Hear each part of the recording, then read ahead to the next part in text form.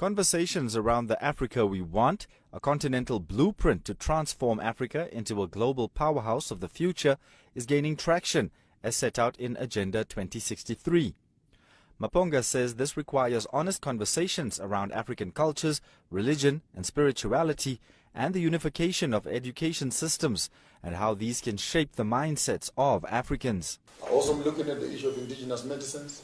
There's enough resource on the ground to begin to have, and COVID, I think, has taught us that we can't be waiting for Madrids and Pfizers to be giving us their prescription of what it is like. If we are really serious, it is now to gather our own African indigenous medical staff, both indigenous and academic, to say, can we begin finding solutions to some of these problems, like high-tech, to that end, that makes the whole Africa our pharmaceutical space where these things can be found.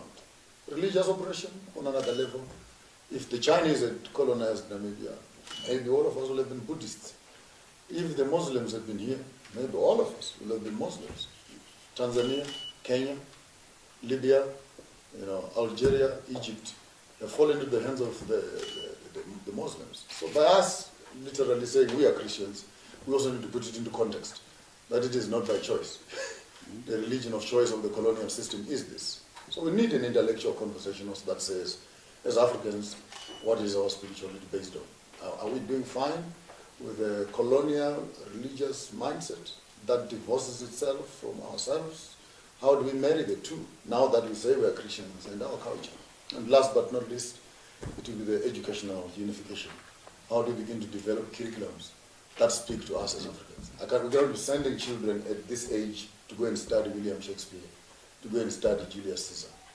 Africa has so far made progress in the establishment of regional economic communities such as SADC, EAC, ECOWAS and COMESA. This was envisioned by Tanzania's founding president Julius Nyerere, founded on the vision shared by Ghana's first president and Pan-Africanist Kwame Nkrumah in 1958 of a united Africa. So to talk about union government now is a little bit a dream still so far. It must be a dream, but we are not even allowing free movement of Africans. We have decided in Namibia and Botswana to use that ID card to cross. We have decided here, and we Namibians, President Nyoma has just said, are the first one to sing the AU flag. All these years, first country. Now we are saying we are going to give ID cards to everybody, new ones. But then there's the ID card for so-called refugees. We said, I announced it, it will be African guest. But they have to go through the rigmarole of being cleared.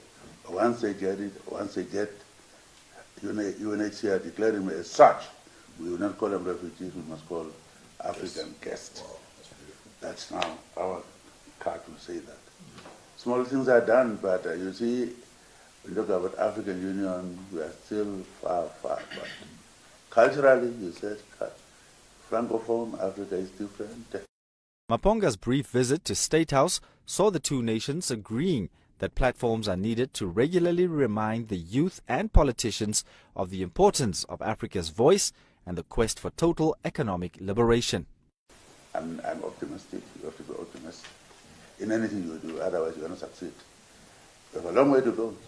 Long way. And so you, the professors from outside, can help us. But you see, don't say outside politics. I'm a politician. Who gets what, how, and when? It's direct for politicians. Yes. So you cannot do away with politics. Come and join politics. And then you bring in your views. That's very important, and I think to add on that, thank you for raising that background. The Ukraine-Russia war and the involvement of the NATO, the Security Council issues, will also speak against us and constantly expose us as Africans. Yes. One of the pillars, again, of this concept I have is how about we put up one big army around Africa, which can guarantee us a seat, at least, at the Security Council. Because if we go there as countries, South Africa, Namibia, Zimbabwe, you're not even worth talking to.